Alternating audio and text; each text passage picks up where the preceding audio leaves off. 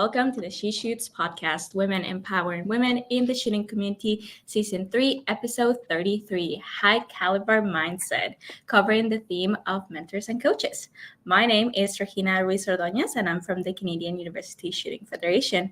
And joining me today, as always, are Deneen Tomlin and Casey Gavinchuk from Lady Guns, and Kelly Melanson from Maple Seed Project, Slamfire Radio, and CCFR Women's Program. And to start, I'd like to thank our sponsors, Cabela's Canada Outdoor Fund, positively shaping the future of the outdoors. Every cent donated by rounding up at checkout goes to helping Canadian organizations just like ours. Beretta, family owned and operated since 1526.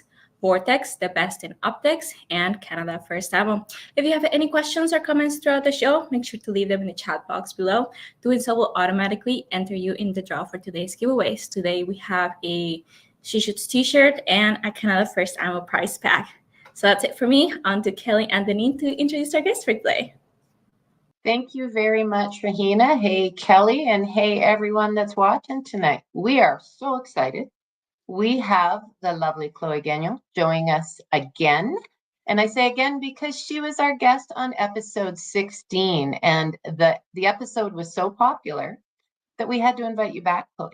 So I have got the honor and the privilege of introducing you by reading your bio. And then we're going to get into asking some really exciting questions about what's happened since the last time we saw you, and maybe a couple of repeat questions because the answers were so good the first time, we want to hear the answers again. So, all right, let me introduce you, Ms. Chloé Gagnon, mental performance consultant with the Shooting Federation of Canada. Her love for sport and performance and her desire to support athletes in achieving their goals are what led Chloé to obtain her bachelor's degree in Human Kinetics, as well as her master's degree in Human Kinetics with a concentration in consultation and intervention at the University of Ottawa. She is passionate about sports psychology, mental skills, and mental training. Understanding and learning about the impact of mental performance on growth and sport performance are at the core of Chloé's work. As a professional member of the Canadian Sports Psychology Association, she has the amazing opportunity of working with athletes with different sports backgrounds and performance levels across Canada. Moreover, Chloé is the mental performance consultant for the Shooting Federation of Canada, as well as for the Canadian Blind Sports Association's National Goalball program. That's a beautiful introduction. We're excited to talk to you. Welcome to the show tonight, Chloé. Thank you. Thank you guys for having me again. I'm happy to be here. Absolutely. And Kelly, you've put some good questions together tonight, so why don't we get going? Perfect. So if for those who aren't familiar with Chloé, you can go back to our back catalog of podcasts. So episode 16, it is a fantastic one. We were talking about mental management, but we wanted Chloé to come on and talk to us after the Olympics, which were taking place this summer in Paris, because you were hard at work preparing all of our elite athletes that were going to the games with just their mental game specifically, but also preparing themselves work-life balance, everything that goes into that while you prepare for an international event that was taking place. Do you want to tell us a little bit about the Shooting Federation of Canada and your role for people who don't know about that before we get into everything that's happened since we've seen you last? Of course. Yes. Yeah, so I have been working with the SFC for 5 years at this point. So very early on in my career, they were willing to give me a shot, and I started working with the SFC, which has been awesome ever since. So basically, my role within the SFC is to focus and help the athletes as it regards to, of course, their mental performance and the psychological and emotional side of their game, right? And so I work individually and one-on-one with our national and development team athletes. And so, of course, in the last 5 years, some of the athletes I've been working with for the last 5 years, and some are new addition to the team. There are certain changes, but again, individually with our national and dev team athletes. When it comes to group work, so I do provide monthly group workshops for all athletes that are part of the SFC. So juniors, identified team, as well as dev team and national team athletes. And so we have those monthly where I think at this point are at number 42. And so we've been every month diving into different topics, subjects, different skills, techniques, tools to help the group in terms of working on their mental performance. And I've also had the opportunity to travel with the team. So often when there are major games, when possible, I do get to travel with the team. So I think last time we had talked, I had already gone to CAT Games in 2022 with our athletes, but since then I did attend the Pan Am Games in Santiago in 2023 with our team going there. And so a lot of great successes, a lot of great performances. And so I'm lucky that that's also part of my role with the SFC. It's also supporting the athletes on the ground at major games. Yeah, we're going to delve into that just a little bit. And we want to talk about Santiago. We want to talk about Paris. I know that you did not, correct me if I'm wrong. Did you go to the games in Paris? I think you went for the Paralympics, correct? Exactly. Yes. So Right. I was not, I was supporting remotely our athletes with our shooting athletes that went to Paris, but I did get to go to Paris 2 weeks after they had gone home for the Paralympics with our women's national goalball team. Perfect. So let's delve into that in a little bit. But I know one of the things that we asked you last time you were on, we were talking about specifically the mental performance consultant and what you do. So you explained that. By the way, you did a great job of explaining that. But we asked you about, do you see yourself as a coach as well as a mental performance consultant?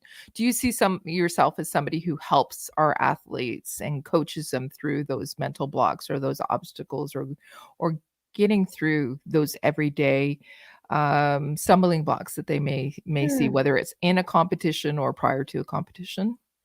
Yeah, 100%. So I do like to compare my role to the one of a coach, especially to maybe people that aren't too familiar with my role, in the sense that just like a coach, I'm here to support, here to help the athletes, that I'm here through training and conversations to help the athletes improve and reach their goals, right? So just like a coach, I am there behind them, supporting them, having these conversations, being part of their training, and as we've just discussed, sometimes being on the ground with them at competitions.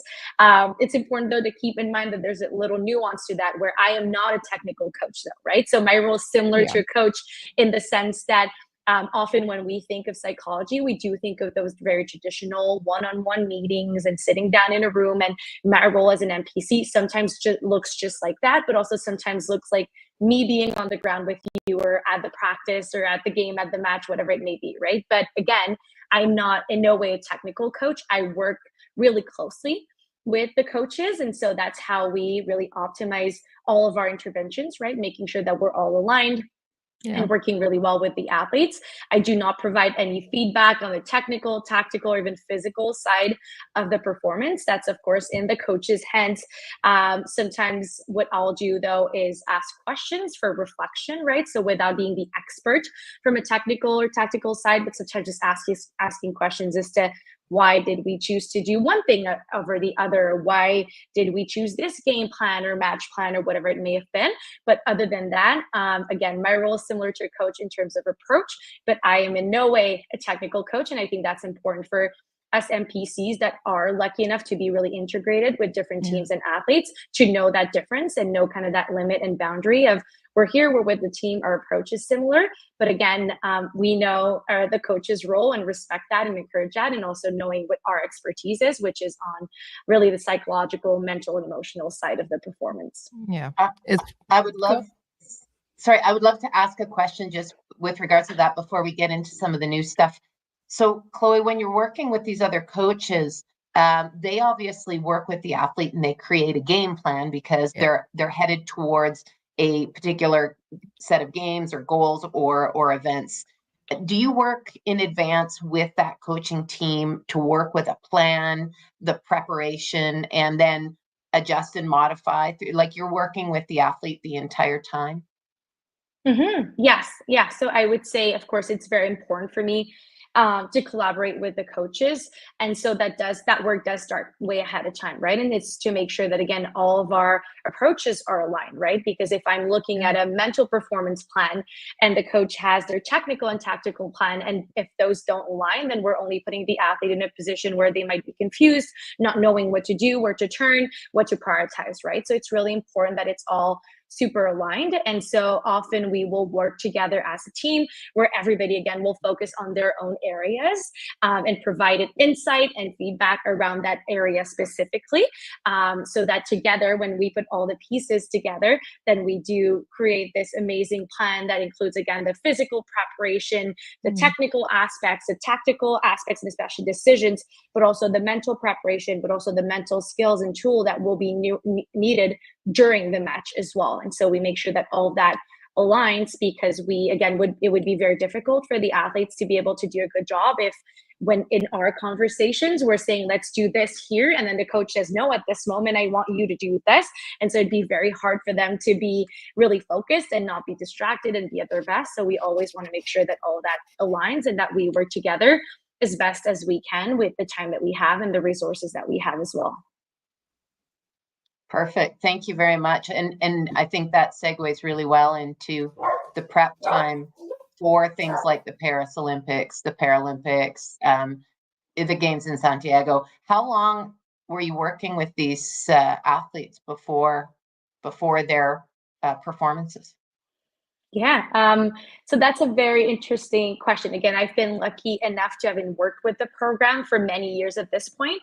So some of the athletes that have gone to or were going to Paris and have ended up competing in Paris are athletes that have been working with for, I would say, most minimum of 2 years, and some even all 5 years. And so that have been with the program. And so our work together started way before the games, right? So I think that's something that we need to keep in mind. And even when it comes to the games and major events such as the Olympics, we often look at the Olympics and, again, the preparation as a quad, right? So I know you may have heard that before, but we look at the 4 years between Olympics, and all 4 years are just as important. So often we really focus on and think that the preparation starts weeks before the event, but it really is a matter of months and years of preparation for these athletes, right? And so with all 3 of our athletes that ended up going to the games, we need to keep in mind that at first the goal was to qualify. The goal was to get a quota for Canada. We wanted a spot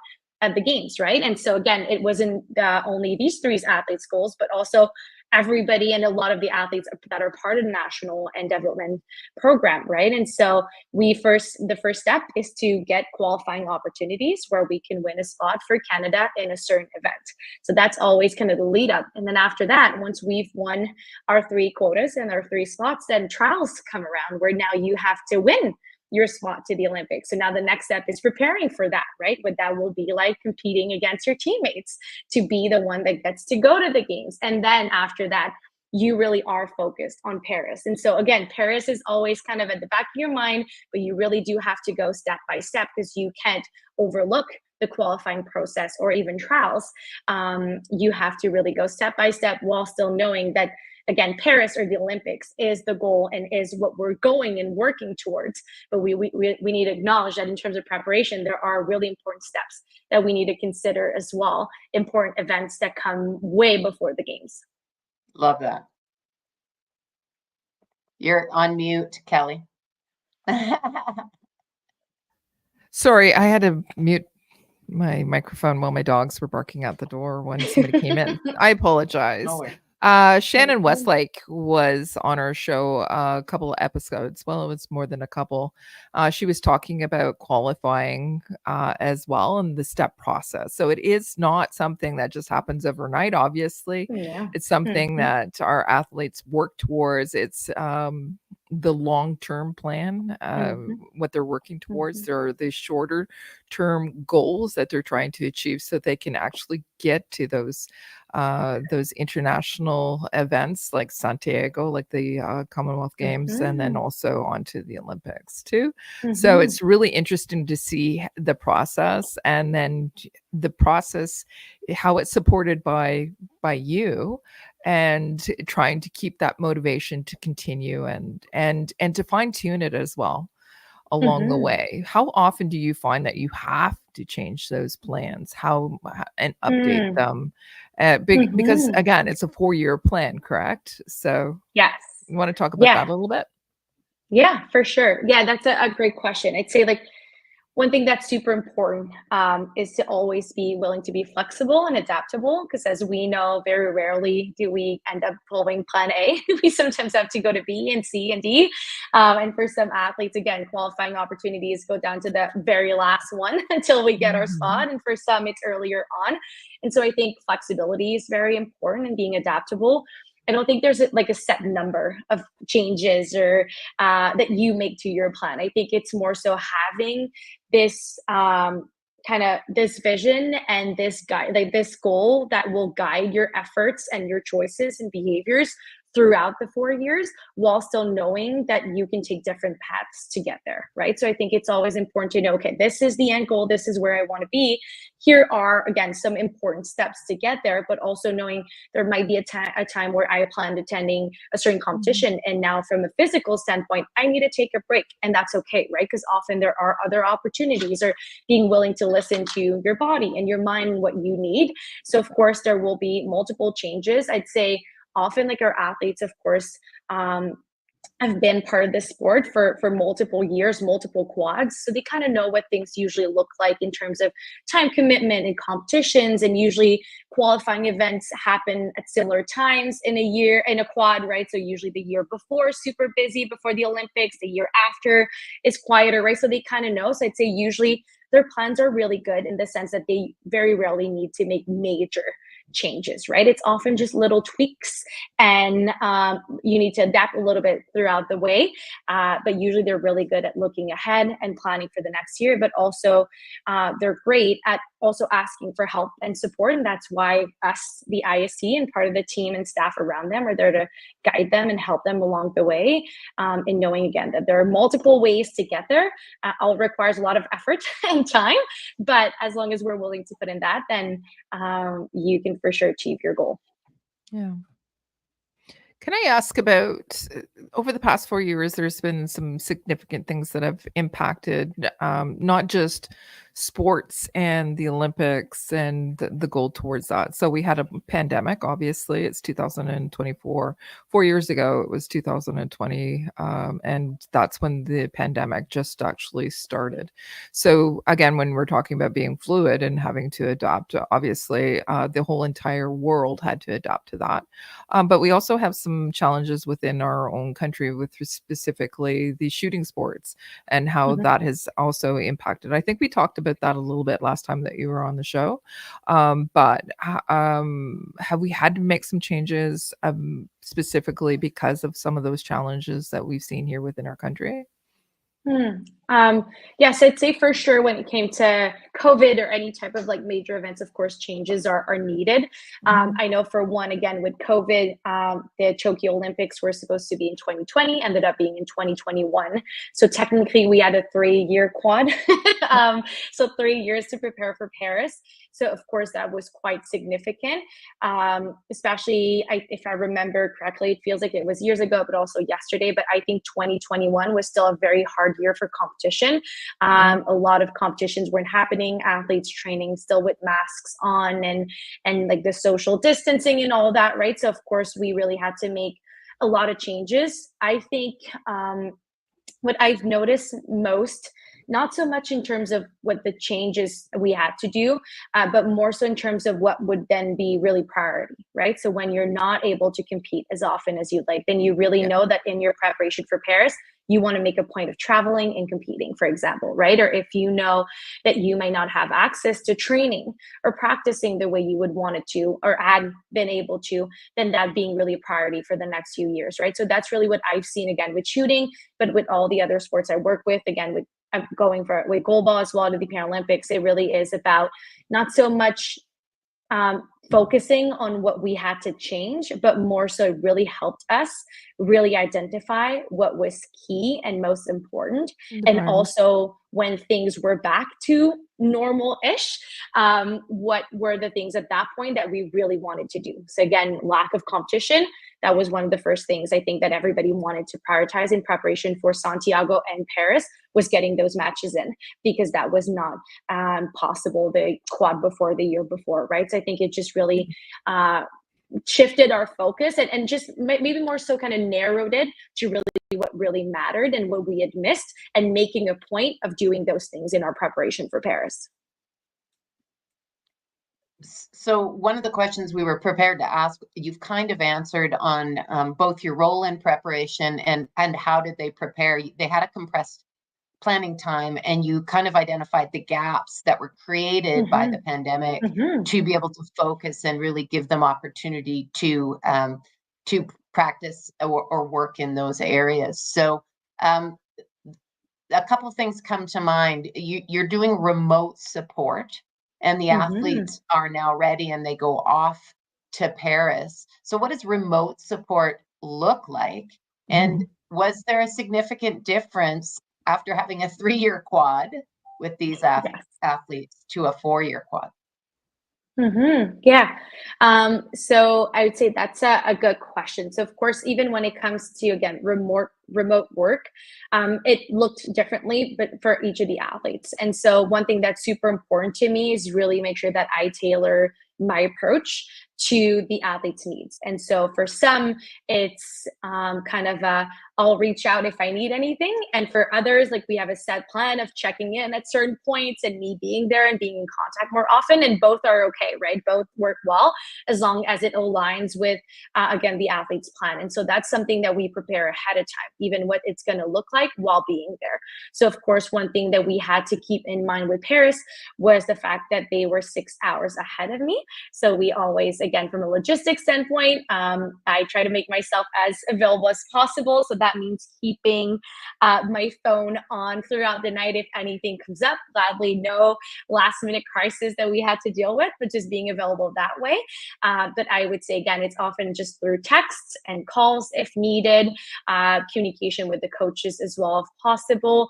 And so that's kind of what remote work looks like, or remote support. But again, it looked very different from one athlete to the next, really based on their needs, their experience as well, right? Everybody, all 3 of our athletes were going through this for the first time. And so everybody had different, again, experiences and different needs at that point. And so we really, ahead of time, had planned for, again, the remote work and what it would look like. And I'd agreed, again, ahead of time as to how we wanted to go about it. And again, the goal is to not change our approach in any way either, right? So again, the games are big and important, and there's this big thing that we work towards all the time, but then also the athletes travel without me more often than not, right? And so we want to kind of keep up with what we usually do and be consistent. And so if we usually don't really kind of check in, and more so, I'm here to support, then let's do it the same way when you're in Paris. If we usually check in multiple times at a competition or debrief at night or whatever it may be, then let's continue to do that. I think that's the important part of the before and the during, is that I think initially it's easy for people to think that we would want to change everything and do more and do it better and different. But really the key is to do it exactly like we usually do, right? There's a reason why you got to that point. And so it's just being consistent with our approach. And so again, just doing what we usually do. So that looked, again, kind of different for everybody. That damn word, consistency, commitment, you Yes. know, all those things, right? Yes. Just stick with it, keep doing it. Yep. So Mm-hmm. outstanding. So Kelly, your mic's off again, just in case you were going to ask maybe about how do we take care of these athletes, or how does Chloé take care of these athletes after? Well, yeah. So we talk about going up and leading up to those games. And we talk a little bit about how you supported them remotely during the games. But after the games as well is so important, because whether the athlete has achieved their goals, or maybe they did not achieve their goals, or maybe they achieved more than what they thought they would be capable of, or where they wanted to place. There's always support that's needed, specifically from the mental. And when we talk about it, I was talking to somebody else today about the fact that, when we're preparing for something, and that's all that essentially we're thinking about, especially when the event's about to come down the pipe, afterwards, it's almost like, now what? So how do you support our athletes afterwards if they've been able to achieve the goal, or maybe they haven't been able to achieve the goal? How do you support them? Yeah, and I think that's a very important part. And I think we this year and this time around with the Paris Olympics have been trying to do a really good job at supporting our athletes after the games. Because you're right, this is a really hard time. Whether you achieved your goal or coming back home with a medal, a personal best, whatever it may be, a good performance, or whether you feel like you didn't perform the way you'd wanted to, planned to, or you didn't achieve your goal. Either way, coming back home from the games is very difficult. It is a very challenging time. And so my role and kind of my goal with these games was really for the athletes to know, of course, that I'm here and I'm here to support, because of course it almost feels at times like when the games are over of just, yes, the what now, but also there's this kind of transition period of sometimes do you want to commit to another 4 years? Do you still want to do you rather retire? Do you still want to do your sport? Do you still want to compete, right? And so I think it's sometimes hard for the athletes to feel like they go from so much support in the lead up, and then they go back home and kind of feel alone. And so a big part of my role was just more so sharing with the athletes and letting them know that I'm here, right? And that this part is just as important as the games, and that they're not getting more or less support based on their performances or experiences, that I would have been here regardless, but that if needed, again, I was there to support them. So I think, again, that's something that's just super important, understanding what that's like. So for me, it was reaching out to the athletes. A lot of them, it was having, again, kind of follow-up conversations and meetings. And some of these meetings were not at all about how we're going to learn from this, and debriefing was more so just how are we feeling? How are we doing? Are we recovering okay? How are we spending time with our families and friends? Or do we have the support around us? And so some of these meetings are just all around just, again, being there for the athletes and making sure that they're doing okay, doing well.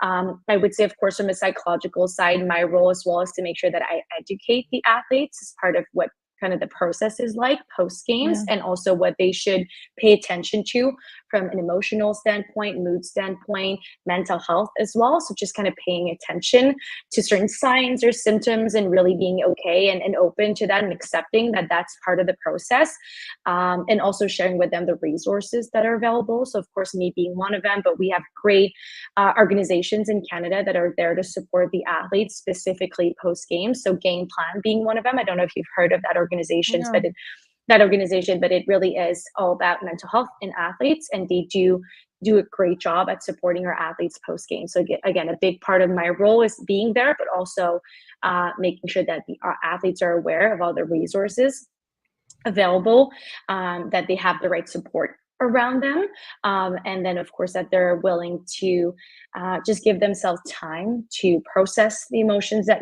they're feeling, to have a lot of self-compassion in that moment. I'd say often, again, our athletes they're overachieving in everything, not just their sport. So they want to recover really well, and they don't want to be sad or excited for too long. They want to jump to the next thing and be the best at it. And so remember that, again, there's no timeline to it, that you have to go through your process at your own time, in your own time. And so again, just kind of giving themselves a time. And of course, a big part though of my role now moving forward, and as the athletes are kind of going back to their routines, back to their training, to then do, of course, a debrief, right? Where we can learn from this and look back at our experience, especially for those that want to continue to compete and want to be, again, at the highest level, and some of them wanting to go back to the games and really learn from what has happened and the experience and the performance itself. But I would say that debrief does not happen until we're a few weeks, months after the games, and where we really have prioritized mental health and well-being first. Yeah. So what do you see for the athletes? How many of them, percentage-wise, want to continue on after a major event like that? Or do you see a lot of them wanting to take a step back? Yeah, I'd say that's hard to do in terms of numbers. I do know a lot of athletes often have made their decision to retire, sometimes even before the games or before the quad. They kind of know they're going for their last Olympics or Paralympics. I'd say often what we recommend to athletes is to make that decision whether they want to come back to their sport or not at again, a high performance level, or want to go back for another games or another quad, to take their time in making that decision. We had a thing even with goalball that we don't make any decisions while in Paris, because of course the emotions are high or low, and so very easy to want to be like, I'm not doing this again, or I want to do it. I want to accomplish more. So just giving themselves the time. So again, of course, I do think that when it comes to retirement, a lot of athletes have made that decision sometimes ahead of time. But of course, the experience that you had can have a huge impact, right? So if you've had a really negative experience, not only when it comes to performance, but the environment, sometimes certain athletes will not want to come back to that. And I would say, though, that often what I've seen is athletes that may not have accomplished their goals, again, in very athlete-like fashion, want to go back and do it again and try again. But of course, sometimes it is also the right time and best time for them to just take a step back. I would say, though, that in general, a lot of athletes do want to take a time off. So whether that's weeks or months post games, which is also recommended. So it's not taking a step back from the sport itself, nor retiring, but more so really giving yourself a break, because we've talked about the lead up.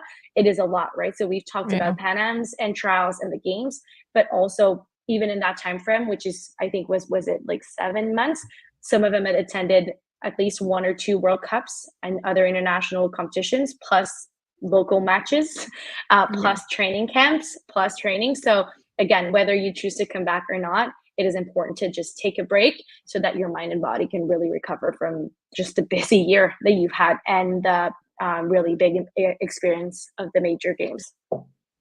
Yeah, it's so important. So can we pivot over to the Paralympics?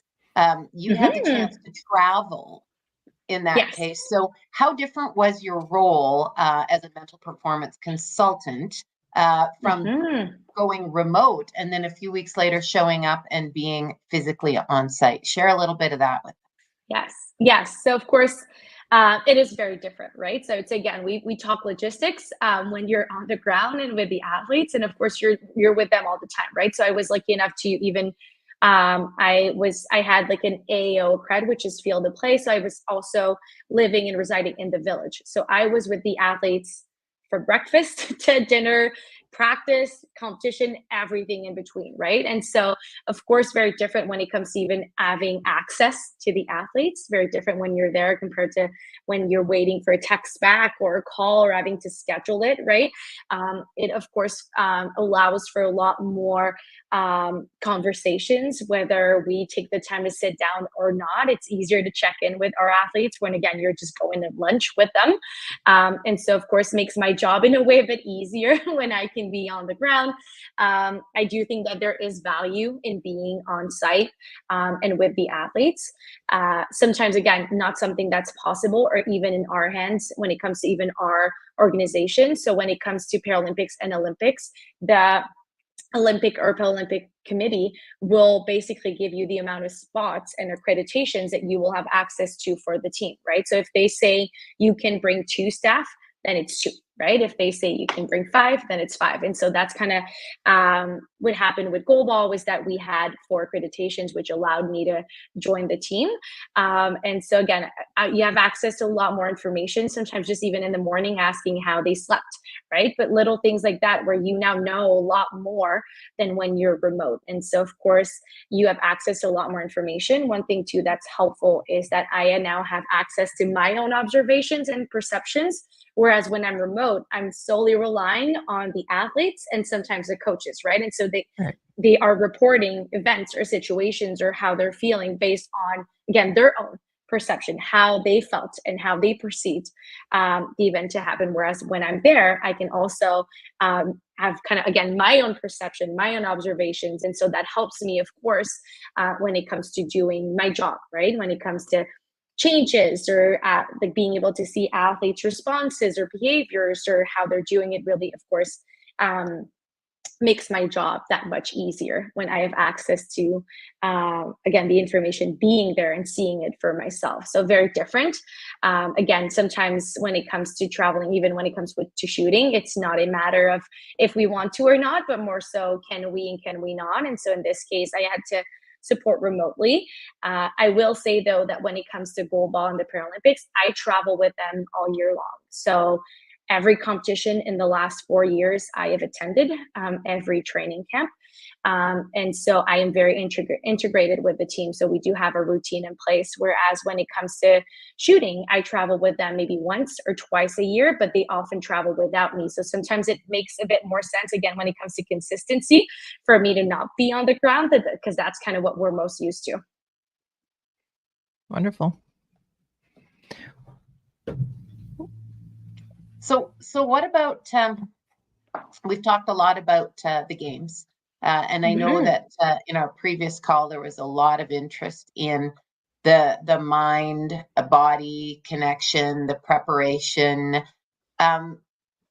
For that elite athlete, how much of their success is physical versus mental, and how do you guys work towards making that right balance? Yeah. I would say that to me, it's both, right? It's not one or the other. I think both are super important, especially at a high performance level. You need to be able to be at your best and be in some ways the best when you are, again, at that high performance level when it comes to the physical, the technical, the tactical, and the psychological side of your performance. So you need, of course, to work on all four aspects of performance. With that being said, though, I do think that, especially again, when it comes to being at that highest level, often the physical, technical, and tactical skills of high performance athlete will be quite similar, in the sense that when you're just starting in a sport, sometimes making huge gains from a physical standpoint will make you stand out and be, again, ahead of your opponents quite easier than maybe, again, when you're at a high performance level where everybody's skill set is quite similar. Like everybody, of course, can shoot tens and everybody can break targets, right? It's quite similar. And so, of course, what will be kind of one of the biggest game changer, though, will be your mental skills. Who can deal with the pressure, the distractions, who can stay present, who will be confident, who will be able to be the most resilient, be able to respond to changes and challenges, and being able to adapt and be flexible. So again, they're all important. If a higher elite athlete stops working on their physical skills to only work on their mental prep, that wouldn't cut it. That would not be enough.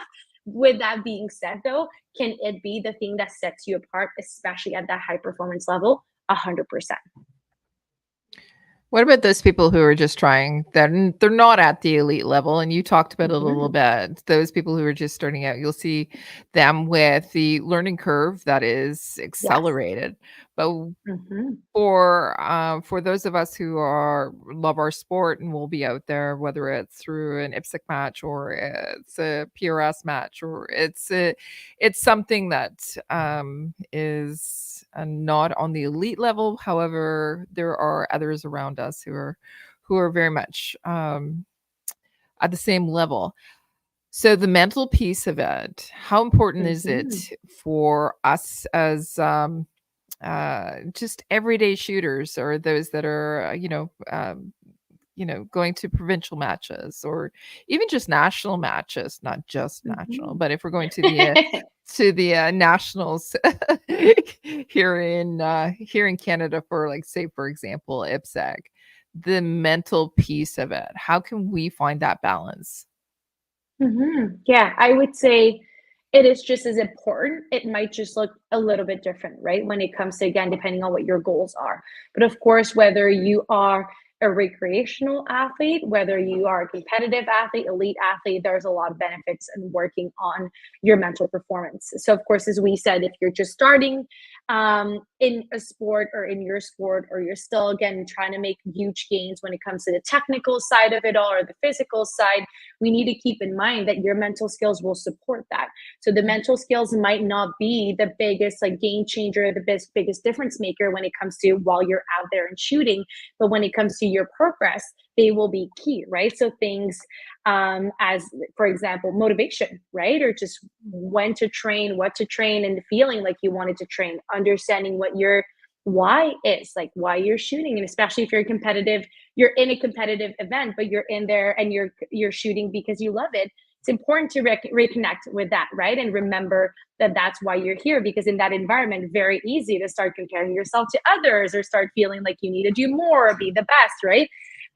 So again, the motivation, the confidence, but also key skills like time management, right? Being able to figure out, well, when do you want to train and what's the best time to train different things, right? And so I'd say even if you just want to shoot because you love it and you shoot recreationally and you have no goal and no goals in terms of winning medals and being on podiums, for one, that's awesome.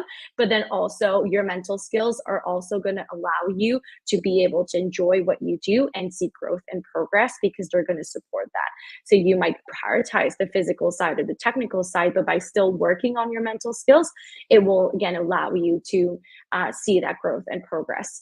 So again, it's not that mental skills training or mental performance is only important at a high level. It might just look different, right? Maybe it's not about managing pressure, but maybe it's about not comparing yourself to others, right? Maybe it's not about again, visualization. Maybe it's about being present, right? And so the different mental skills, they might look different, but in either way, they're going to be beneficial to your growth and your progress, but then also to you enjoying your sport and your well-being in your sport. Do you want to talk a little? That. Yeah. Sorry, I just love it because it's so important to enjoy it. Yeah. And typically we start because we enjoy it, and we continue because we love it. And if we become super competitive and we stop loving it and stop enjoying it, then it's and it becomes more of a job, so to speak. So I love the connection, no matter at what level. Remember your why. I think that's great. Sorry, Kelly. I was just hitting on a point there. Yeah, and it's a point that I know that I've made to people. Shooting, we love the sport. We got into it because it was fun. It still should be fun, even at every level. If it no longer becomes fun and it is something that you are dreading, then you need to take a step back from it. Do you really want? We have a lot of listeners that are, and I think they were listening last time too, and they were looking for pointers for themselves as well. We know that, and I know for me, my life has gotten to the point where it's busy, busy, busy, and not taking that time, not having that balance. What types of recommendations can you make for those people who are not just people who are participating in the shooting sports, but I'm talking about finding that balance between work, maybe practice for a match that's coming up, and then also actually, being parents and, those deadlines that are coming for work. I'm finding, for me particular, I'm going and I'm working through lunches. I'm arriving early to work. I work through my lunch. I work in the evening. So what recommendations do you have for people who have essentially no work-life balance and no practice? And do you know what I mean? How do you find that? 100%. Yes. Well, for one, I want to acknowledge that it's very difficult. It's super easy. It's super hard, right? I think it's not easy. We have so many different roles and different things we want to do and accomplish. And so for one, understanding that it's not easy and there's no magic solution to it all where poof, you get to do everything and accomplish everything while feeling always well rested and having time for yourself. Like it's hard doing that. And I think for one, if we acknowledge that, then that's a good first step, right? Because I think we're always trying to find this perfect work-life balance, sport-life balance, and it doesn't exist, right? We're not looking for perfection. We're just looking for ways for it to be better, right? So we could be that much better at our different roles. And so one thing we need to keep in mind is that it will require deliberate effort. Balance doesn't just happen on its own. That's, again, if we just let things as they are, you're still going to be running around and being just as busy and doing everything, and sometimes not being able to do it your best as well. So I think it's important to, again, keep in mind that it will require effort and sometimes time in terms of even just planning how you will balance. One thing I think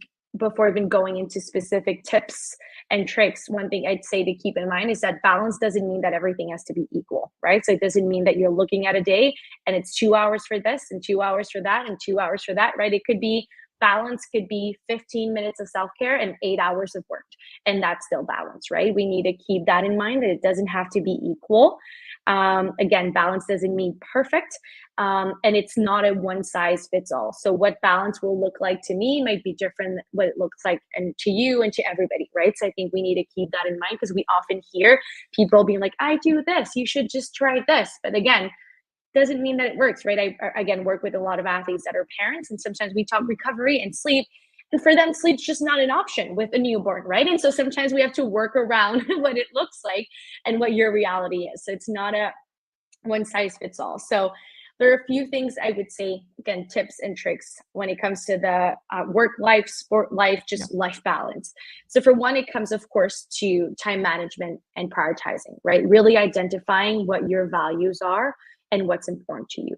Because often we get lost in that, in wanting to do it all. We struggle really knowing what's most important. And so identifying what your values are, what are the things that are really important, and then making time for them. So again, time management will be key, but just scheduling it, right? If you know that you often, there are times where you feel you don't even get to have dinner with your family, well, put it in your calendar that from 6 to 7 or whatever time it is that you guys eat dinner, you're not available for calls. And again, I understand that everybody's like work commitments might be different, but when possible, schedule it in, because often these are the things that we're just like, yeah, we'll figure it out. Yet all of our meetings are in our calendar app, but yet none of the things about being with our family or self-care, none of that's in there. So I would say put it in there, schedule it. Time management's a big one. The next one would be setting boundaries. Often we struggle with time management because we struggle saying no. We want to do more. We want to help more people. We're part of more boards and committees and organizations, and we want to give a lot. And then a lot of athletes, they're coaching, they're parents, they're doing this, they're volunteering. And so sometimes, again, going back to what's important to you and your values, and then setting boundaries, being able to say no when you feel like you're, again, beyond that limit, or when you would have to then jeopardize or not do something else that you'd want to do, and that's important. It's important to be flexible. So balance will look differently even from a day to the next, from a week, a month to the next. So be flexible, be willing to listen to your body and mind, right? So there may be days where 15 minutes of self-care or 5-minute meditation might be plenty. And there might be weeks where you need more. You need 20 minutes, you need an hour, and that's okay. So being flexible is super important, which kind of brings me into making sure that there's self-care in there. Relaxation, recovery, self-care is key. If we want to do it all, we need to have the energy to do it all. So self-care and recovery needs to be in there. And the last thing I would say is to sometimes just start small. Start with the small changes, and you will see those will have the biggest impact. I feel like often when we feel we're struggling with work-life balance, sport life balance, whatever it may be, life balance, we want to do these big changes, right? Do these big, okay, I'll take this day off, or this weekend, or this, like now my evening. And then that's when, again, we start feeling overwhelmed, or also that's when we look back being like, yeah, no, that wasn't realistic. I had to do all these things this weekend. I couldn't take the weekend off just for myself, right? Or I can't just walk off 8 hours of my day doing nothing because I have to work or I have kids, right? So starting small, adding a 5-minute mindfulness break during your lunch break. It might be that sometimes, again, you have 15 minutes for dinner, then let's start with 20 now, right? And so just start small and you'll be able to really feel a bit more of that balance. So those would be kind of my little tips and tricks for balance, while of course still acknowledging that we really need to individualize this to your own needs. And that it's not easy to do. I recognize that as probably the biggest thing is the everything that is important is not often easy. So, sometimes, sometimes achieving those goals means setting boundaries, like you said, learning how to say no and doing that stuff. Not easy. And so I'm going to ask an obvious question, but I'm going to ask it because we've talked about everyday athletes, or we've talked about those trying to achieve. And then we've also talked about the elite athletes. So my question is, with all of all of what we just talked about and all those great tips and tricks that you gave us, is that the same logic that you apply to our elite athletes, especially in the heat of battle, so to speak, leading up to, during, and right after, because it must be tough to balance anything when you've got your teeth set on that goal, right? Yeah, 100%. So I would say it is quite similar. It is more so, again, it would come back to what the priorities are at that point. So, of course, a few months leading up to the games, then maybe you had then 10 things that you usually like to do or prioritize, and maybe going to the games, it's two. It's like your sport and your family, right? Or it's different things that maybe sport, family, and then work, but it's not the volunteering. It might not be the coaching anymore, but it's just knowing that that will be temporary, right? So I think it's more so, again, still using and doing the same things, but just understanding that it might look different. With that being said, though, I would also argue that it doesn't have to be that different, and that sometimes that's where some of our athletes and staff, and we make a bit of a mistake in, again, thinking that in preparation for the games that everything has to be about the sport, that it's eat, sleep, shoot, and it's just that. But often then what leads to is that we find athletes that are setting like foot in Paris on the first day and they're already burnt out and tired, and they're not feeling at their best, right? So I would say even in the lead up, and things might change because priorities will change, and again, just with what the competition calendar will look like in training and whatnot, it will have to change where maybe priorities will shift a little bit. But other than that, the importance of still connecting with friends and family, the importance of recovery, the importance of self-care and relaxation and being able to say no, that is just as valid when you're getting ready for the games, and sometimes that much more important. So yes, maybe more time dedicated to shooting, but also it shouldn't be all about shooting, because then that just leads to very tired athletes. That's really good differentiation, and it's an interesting way to look at it. And when you voice it out loud, it makes sense, because I think it would be hard not to just want to eat, sleep, and shoot if you thought you were going for gold. So those are great words of advice. And I think, speaking of words of advice, I think we always have a final words of wisdom way that we wrap up our show. And I see that our time is drawing near. So we're a women's shooting group. We're called She Shoots. So we always like to ask our special guests for words of wisdom for helping women get in, stay in, go for gold in shooting sports. So what are the words of wisdom on how young ladies, or maybe old ladies like Kelly and I, can use mental preparation to achieve those shooting goals that are near and dear to our sport and to our hearts? Yeah, I would say that especially if you are new to mental performance and mental training, the kind of biggest advice or recommendation I would make is to keep it simple, right? Of course, when you're first starting something, or even when you want to be competitive at a sport, wanting to do everything right and wanting to do everything right. And now you're meditating and you're journaling and you're having meetings and you're watching shows and you're reading books.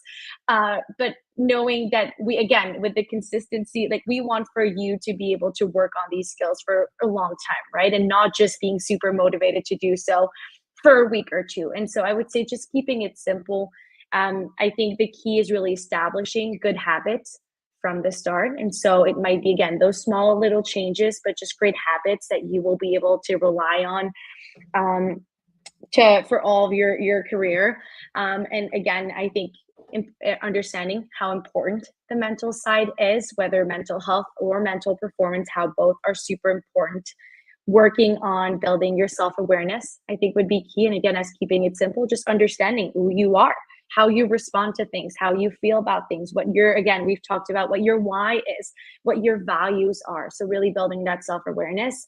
And then lastly, just being curious, wanting to ask questions and ask for support if needed, and wanting to, again, dive into different topics and things. And just as long as you're curious and you're keeping it simple, then you will get to a point where you have lots of great habits in place, lots of different tools and skills you have worked on, but it's by going one step at a time rather than wanting to do it all at once, whether now or when you're starting a sport.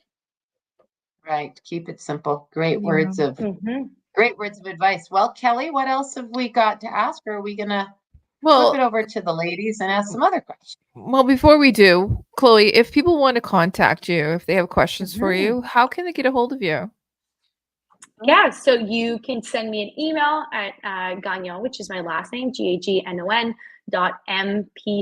for mental performance consultant at gmail.com. So you could send me an email. I also have a LinkedIn page to my name as well. So you could go and check it out there.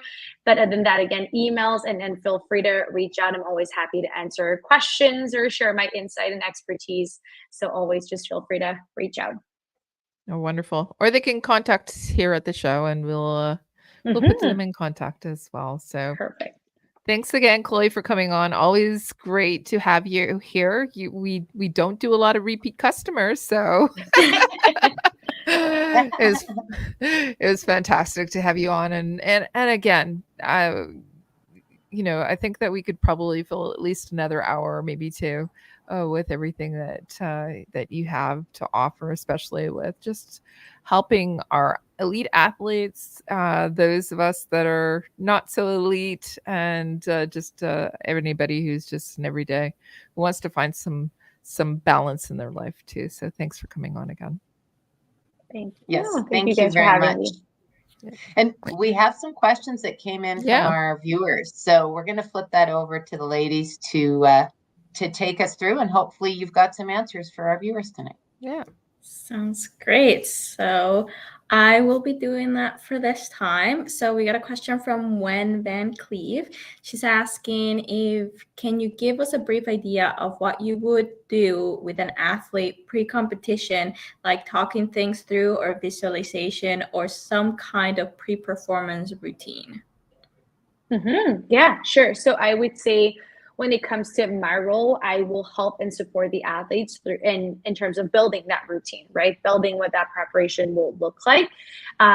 It usually will not involve me in the sense that they will usually go through their own routines by themselves. And so often, whether it does include visualization or music or meditation or self-talk, whatever it may be, the athletes do that by themselves. My role is more so pre-competition, so before and in the preparation phase, really building a routine that will help them be as ready as possible from a mental standpoint. So that really is where my role is. And then, of course, post-competitions, we'll always go back and look at our plans and routines and then tweak it if needed, so that we're ready for the next competition. So often competition time is where I take a step back and I just get to enjoy the show and they do all the hard work. But when it comes again to that preparation, so before we even get to that point, I help them build those routines based on, again, what we know works best through research, but also knowing and having worked with the athletes what works best for them. That's awesome. Thank you so much. And then we also have a question from Connor Ware, and he says, since the handgun sales freeze, I have heard that people eligible for the competitors or Olympic exemptions from the freeze have not been able to procure new equipment. Have you seen competitors able to replace or buy any equipment in the last 4 years?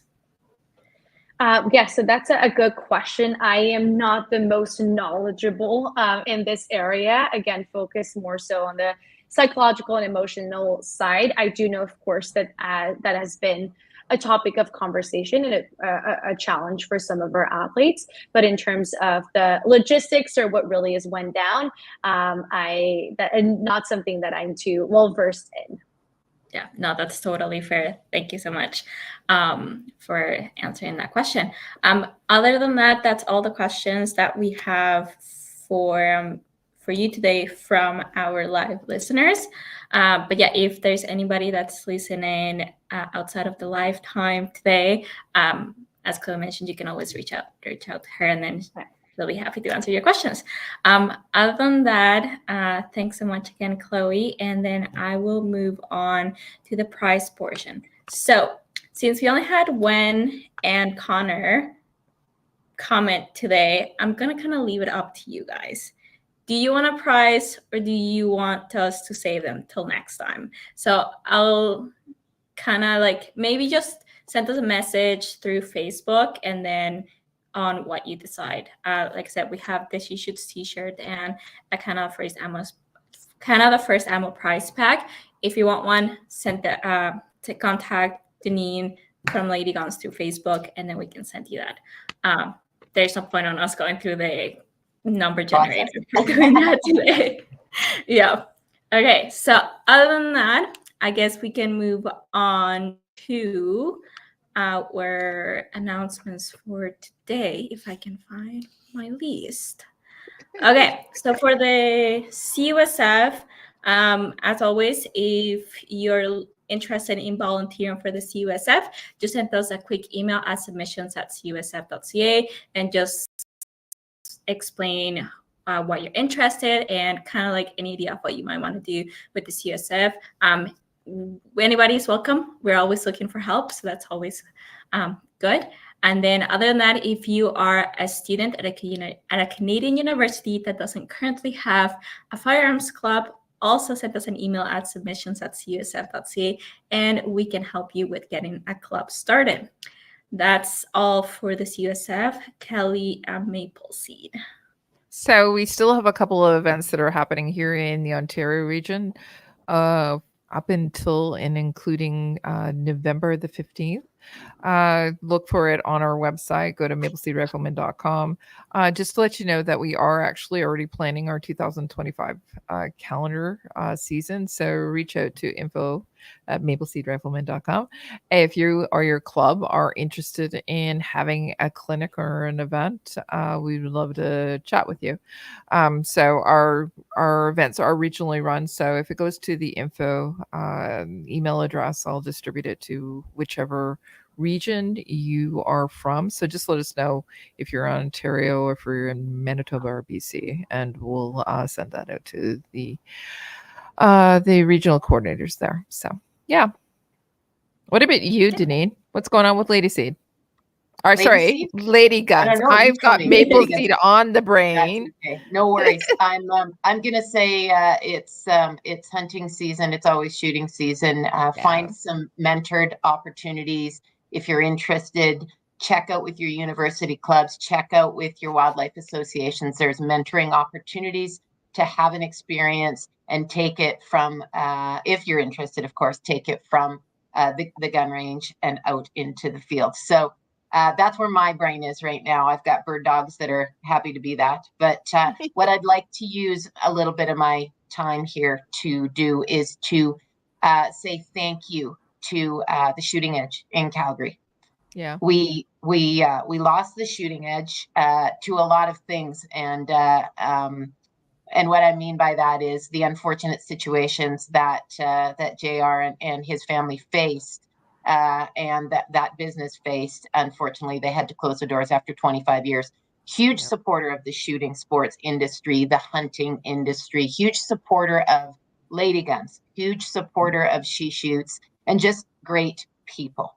And so I wanted to take the opportunity to say hey to the staff, to JR, to Tara, and to Steve, and to say thank you for everything you did to support CUSF and Lady Guns and all of us as shooters. So I just wanted to give a moment because they deserve it. Absolutely agree. Exactly. Okay, well, thank you so much. And then I guess that's time for us. So I will start wrapping it up. So thank you again to Cabela's Canada Outdoor Fund, Beretta, Vortex, and Canada First Ammo. If you liked our episode, please leave us a like and follow us so you don't miss out on any of our episodes. You can watch us on YouTube and Facebook, or you can listen to us on Spotify, Apple Podcasts, Google Podcasts, and iHeartRadio. If you liked our message and would like to learn more about our programs, check out our websites at cusf.ca, ladyguns.ca, and mapleseedrifleman.com. To support us and get some additional perks, check out our membership programs. Thank you all for tuning into the She Shoot Podcast, Season 3, Episode 33, High Caliber Caliber Mindset. Make sure to join us on November 12th for the next episode of the She Shoots podcast at our regular time, 5 p.m. PST, 6 p.m. MST, 8 p.m. EST. And keep an eye out on our social medias for the next episode announcements. Thank you, everyone, and have a good night.